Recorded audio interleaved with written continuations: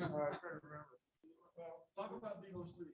No, you guys had like an 11-2 run after they tied it at 42. Then they cut it to 1. Then you had a 10-3 to close it. Those 2 runs, what were the keys to those? We played with good pace. I thought, we shot selection was pretty good. And again, just talking about those 3 clutch shots of Devo's 3-ball. I mean, Jay Will's 3-ball, Chris Likes' 3 off transition, and then Devo's pull up jump shot at the top of the key inside of the 3-point line. All 3 of those shots were, really, really clutch for us for sure. And then we made a defensive adjustment at halftime and moved the DC Tony onto Molinar. And I thought that helped put a longer, bigger guy on him as well.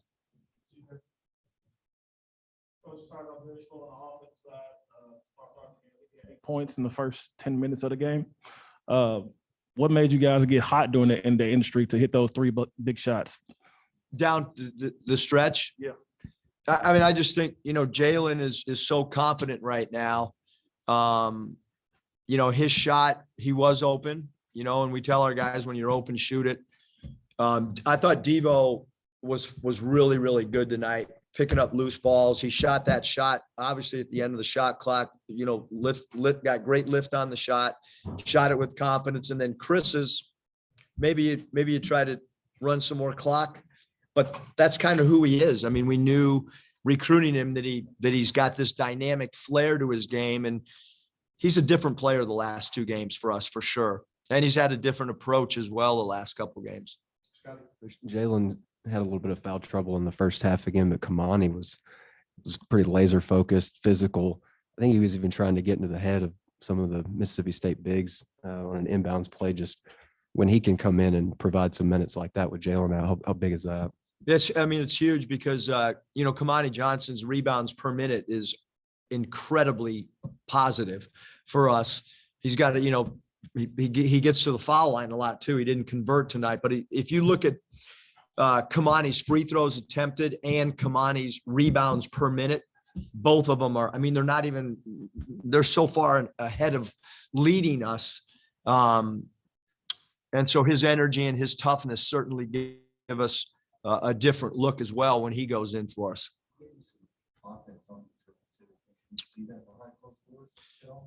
We felt like it was a good matchup for him to try to take Tulu Smith off the bounce, and even Davis. I mean, part of our game plan was to space our bigs out on the floor, whoever it was, because Jay Will had some opportunities early in the first half as well, where we wanted our bigs to have a little bit more freedom with dribble drives, trying to draw FTAs, and Kamani took advantage of that for sure. Coach, when we talked to you before the game, you mentioned maybe a few theme areas from the first go around that you wanted to fix for this time. 2 that stood out to me: offensive rebounds and turnovers. You cut both of those down significantly from the last time. What was the difference there? When we just talked, the last couple of days, Curtis is just like, we cannot turn the ball over at all. You've got to value the ball. We're at home. I told him I'd rather have a bad shot or a shot on goal. Just did not want to turn the ball over. We had a goal going into the game of 9 or less. I thought we did a phenomenal job, getting a shot on goal. One of the things we talked about too as a group was their field goals attempted. You look at their field goals attempted to their opponents, a lot of times it's tilted in their favor in games that they win because of their extra possessions off rebounding. And tonight, we took 10 more shots than them, which is huge. And we felt if we could just be even on the glass or +1, we ended up being +1. But the key was only allowing 8 offensive rebounds along with those turnovers. You mentioned moving Adis over onto Molinar. How did you feel like you guys did on Molinar overall? I thought we did a good job. I mean, he's a really, really, really, really special player. We didn't give up a 3 to him. He goes 7 of 18 and drew 5 fouls, which, he's going to do that. But I think the biggest thing really was eliminating his assists. He averages close to 20 points a game. And then if he gets those 4 or 5 assists, now you're talking about an exorbitant amount.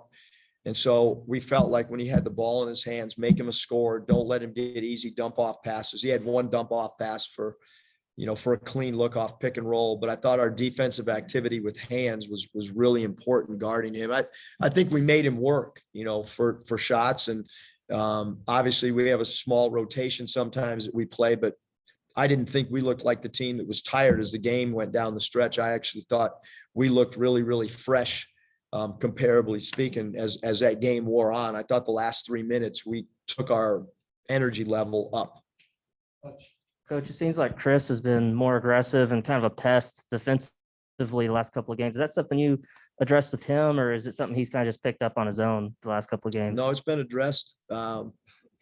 Your best friend as a coach is the bench sometimes, or lack of minutes or lack of role. And Chris is we recruited him because he's a really talented player and he's really different.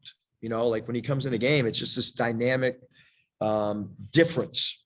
The speed of the game, him digging balls out of the post. I just didn't think he was using his leverage defensively, meaning getting under people and bother them. And I've had small guards like Earl Boykins and Speedy Claxton and guys like that really get up into you and they make life miserable, even dribbling. And I think he's done that the last couple of games. And we've allowed him to gamble a little bit more too, when he's not on the ball, coming down in the post. And certainly his steals and activity defensively has been way better. Eric, a pretty rough shooting half, really, for both teams. But then you guys hit 15 of 31 in the second half, which even I know is almost 50%. I think it's 48 something. What was the difference in the second half shooting? We just got 3-ball happy.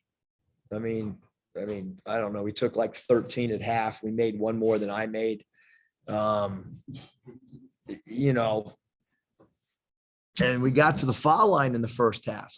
If we would have only taken 7 threes, we would have been to the foul line another 6 or 7 times. We just, Stan got 3-ball happy and Trey Wade took a couple. And then, it goes without saying that JD took, his fair share as well. And JD obviously man the first game. And tonight, he struggled with some shooting, but 14 points, I think 6 boards, 4 assists. What'd you think of his all around? And how good to have him, second time around. Changes everything. He put so much pressure on the defensive game plan of the opponents. I could tell that they worked hard on their pick and roll defensive coverage because I thought their defensive pick and roll coverage was good. And Coach Howland spent time on it. You could tell that they were worried about JD Notte with the ball in his hands, which is good. That opens things up for other people as well. And sometimes your primary scorer is not going to shoot a high percentage, but if he's putting pressure and extra eyes on him, it can open up some things. And I thought JD moved the ball better in the second half because we told him, hey, respect the defense. They're doing a great job on you. It's your job now to kind of move that thing, and you got to let the ball have some eyes and some freedom to it. Hey, Coach, you got a health or injury report for Connor Vanover? I see he came back to the bench tonight, I believe. What's that? Connor Vanover. He's healthy. Those shoes in front of you as well. A little detail. Yeah, we we felt like marketing our program, it was something a little bit different. And so when we sat around this summer, we came up with an idea of trying to have a different theme for shoes. And, obviously Coach Richardson and Coach Sutton are, they set the foundation for everything, those two guys. And so I thought it was a great way to recognize them. And we got some other themes coming that I think are cool and a great way to honor past, present, future. We've tried to do all those things. And it helps with recruiting. Coach, it's been pretty much a tale of 2 different games this week, making every single shot you can at Georgia this week. Tonight been a grinded out type of game. Which win do you think heading into this kind of murderer's row of the schedule gives you and your coaching staff more confidence? And you talk about 3 happy. Do you think you were 3 happy tonight because you shot over 50% against Georgia? Yeah. Well, first of all, I think Mississippi State did a good job of their defensive spacing. But yeah, I think maybe that might've been the case. We talked at halftime about, that I'm a little bit older than them, obviously, and I've seen a lot more games than them. And what you do one game does not carry over to the next game. I promise you that. There's a new identity, a new theme every time you step. So just because you're hot one game does not mean you're going to be hot the next game.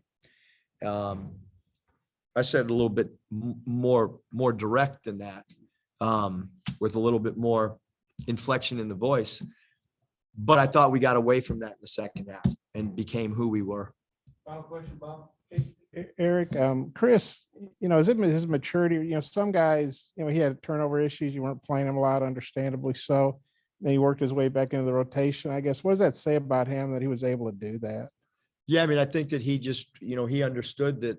I think the whole team, Bob, understood that enough was enough. And if we tell you to do X, Y, Z, you do it that way or you will not play.